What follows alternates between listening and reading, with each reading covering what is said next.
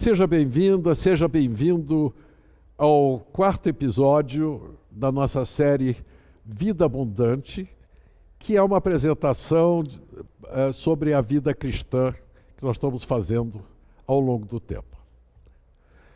Nós já vimos alguma coisa sobre quem é Jesus, nós sabemos, através da ressurreição, que ele é Deus. Nós vimos que o próprio Jesus, sendo Deus, ele dá o aval à veracidade e à confiabilidade da Bíblia.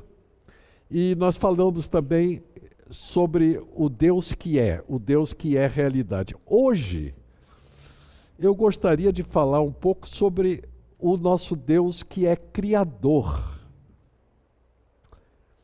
Criador, não estou dizendo criativo, estou falando Criador. Por que eu faço essa diferença? Bom, deixa eu voltar um pouco atrás e falar sobre criatividade. Algumas décadas atrás, dois amigos meus, Mário Henrique Simonson Jr. e Roberto Dualib, eram caras de ponta na área de marketing, de publicidade, o Harry Simonson de marketing, o Dualib de publicidade, e eles escreveram juntos, na década de 70, um livro sobre criatividade. E foi um livro assim, aqueles livros que merecia ser publicado em todo mundo, porque ele foi realmente definitivo. De lá para cá, não se conhece um livro tão definitivo, tão completo sobre criatividade como aquele. E a conclusão que eles chegaram é interessante, porque eles definiram criatividade na sua essência como uma capacidade de reagrupar coisas ou ideias que já existem, mas de uma forma diferenciada do que eram agrupados normalmente. Mas você só cria a criatividade humana cria a partir daquilo que se conhece como ser humano. Ou seja, não se cria do nada. Cria-se em cima do que já existe. Maior criatividade ou menor criatividade é justamente a capacidade maior ou menor de inovar em cima do reagrupamento, rearranjo de tudo que já existe. Muito bem. Deus é criativo ou ele é criador? Porque criador, olha, é diferente. Olha o que Deus criou. A Bíblia começa assim, no princípio Deus criou os céus e a terra. Então, antes de Deus não tinha céus e a terra. Ele criou do quê? Do nada. Ele existia antes de existir alguma coisa? Sim. Deus sempre existiu. Deus é material, pode ser... Deus é espírito, isso nós sabemos. Nós não vemos Deus, Deus é, mas ele transcende a materialidade, ele é espírito puro. Mas ele criou do nada. E eu eu gravei uma coisa para criança, eu gostaria de fazer essa experiência com vocês agora. Desculpe, é meio brincadeira, mas eu gostaria que durante, meio minuto que fosse, eu vou suspender, eu vou pedir a vocês para tentar imaginar a não existência, o nada. Eu gostaria que vocês tentassem isso. Eu fiz isso com crianças, quando eu estava explicando isso para as crianças, e elas me surpreenderam, elas pescaram a coisa do jeito que eu gostaria de ver se adultos têm o espírito de criança para poder imaginar a não existência, o nada. Vamos começar agora, eu vou administrar aqui o tempinho assim, meia boca, mas assim uns 20, 30 segundos, vamos parar, enquanto vocês imaginam a não existência. A partir de agora.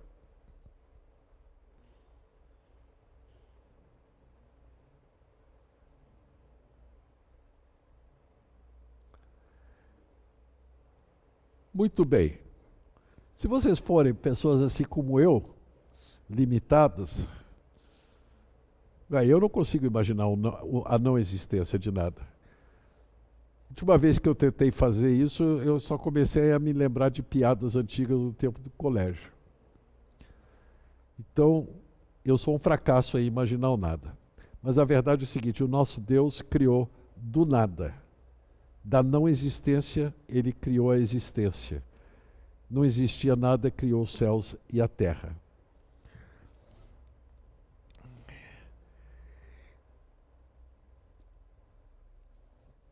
Em latim, até eu vou mostrar um pouco de falsa cultura para vocês, dizer ex nihilo, do nada ele criou.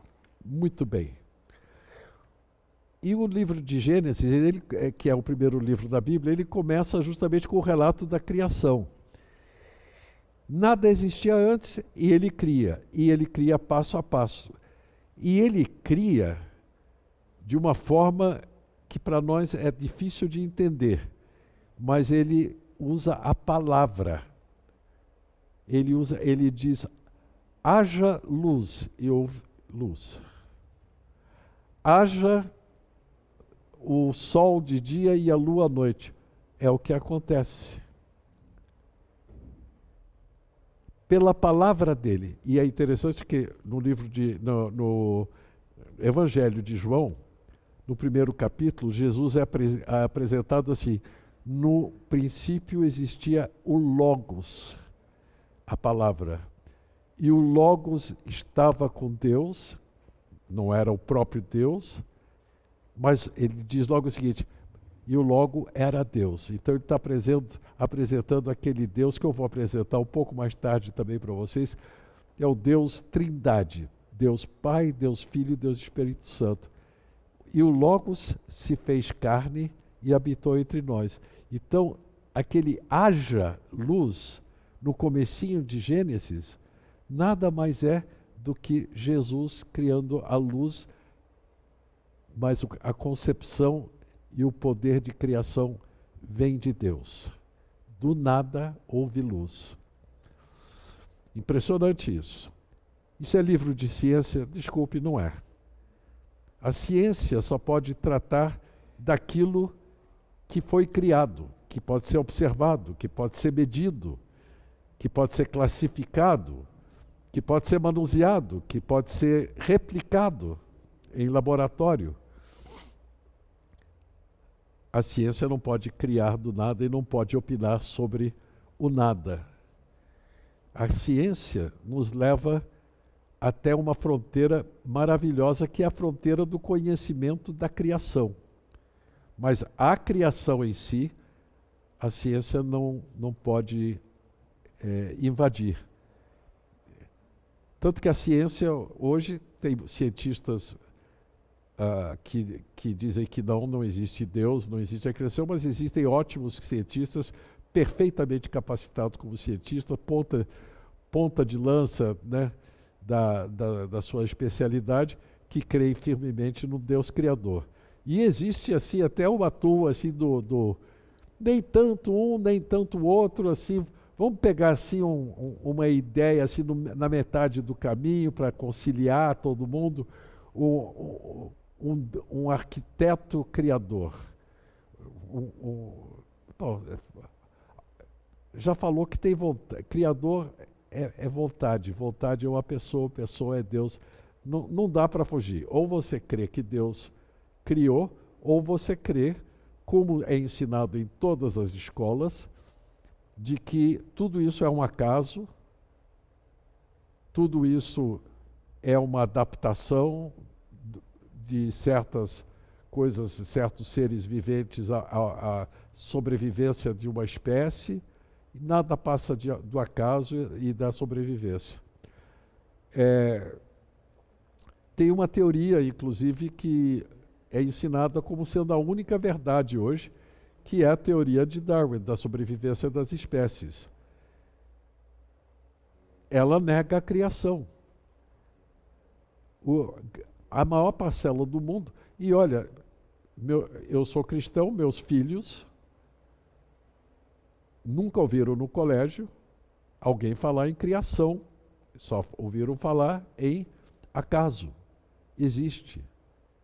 Por acaso. Não vou entrar em detalhes, mas é interessante que nós tenhamos chegado a esse ponto na nossa civilização em que nós negamos a criação sem ter uma explicação confiável para como nós viemos a existir. Deus nos fala através do livro de Gênesis, que, repito, não é um livro de ciência. Quando se diz no primeiro dia se fez isso, no segundo dia se fez aquilo, não vamos levar literalmente isso de que foi num dia. Pode ter sido muito mais tempo. É uma linguagem poética. Aliás, o próprio relato da criação é muito mais do que uma explicação do que aconteceu. É um poema, é um hino, é uma coisa de enlevo de alguém que escreveu isso aqui, porque não tem como descrever a criação sem usar metáforas e poesia e o que nós chamamos de linguagem de adoração. Não é possível, porque nós estamos diante de um poder de Deus. Por exemplo, pense no seguinte: pode até ser que o processo tenha sido a partir do Big Bang.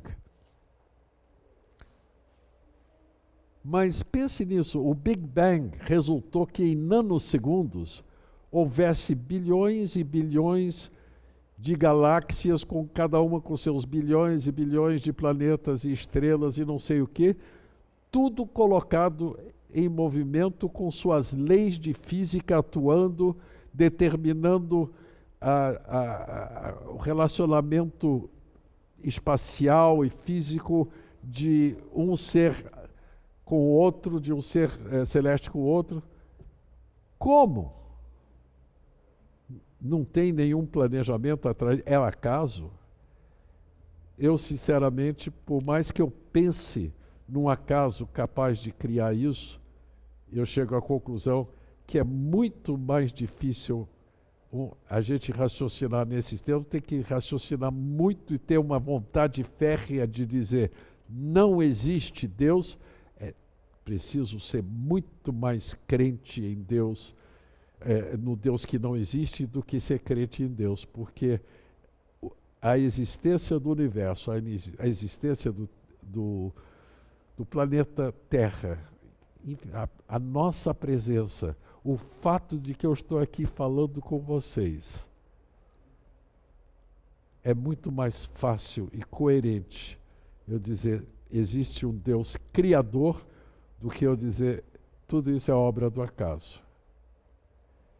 Fácil ou difícil, Deus nos diz através da Bíblia que Ele criou.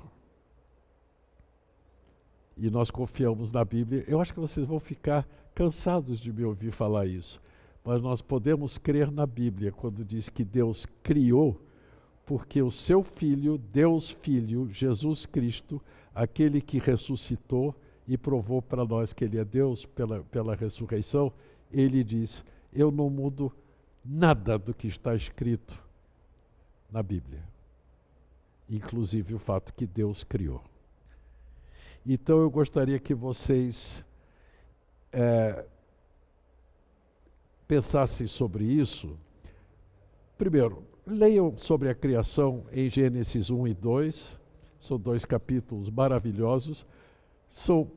Leia como um hino de louvor a Deus, mais do que uma informação gelada, fria, sobre como foi criado, como se fosse um paper de um cientista. E para a discussão, eu gostaria de perguntar a você o seguinte: você vê algum problema em opor ciência à nossa fé cristã? Você tem algum problema com isso? Se tiver, traga essas suas dúvidas para a nossa próxima conversa, para o nosso próximo bate-papo. Até lá, um forte abraço e até a próxima vez que a gente se encontre. Tchau.